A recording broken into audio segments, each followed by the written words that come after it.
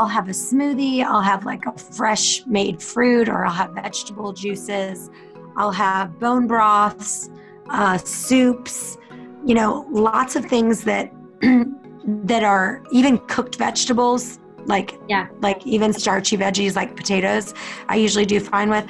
I don't eat a ton of meat right when I'm getting off a longer fast. Now, if I'm doing an intermittent fast where I'm just doing 8 hours or 6 hours, even one meal a day, I'm eating whatever I want. But I'm talking about, I have to do a 48-hour, or really for me, because I've done so much, I don't really watch what I'm coming off the fast with unless it's been longer than a 48 hours. But that's only because I've done so many. For most people, I say, once you've done a 24 hours, be a little bit more careful.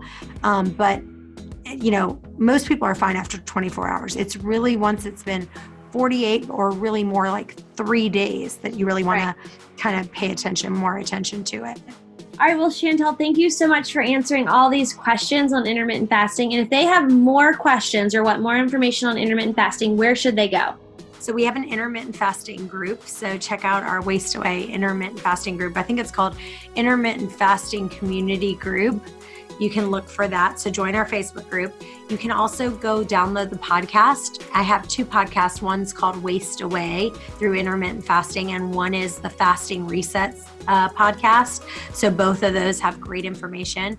And then also go to the fastingresetsummit.com. And that's where we had 46 guests talk about everything you could possibly want to know. And it's all about fasting.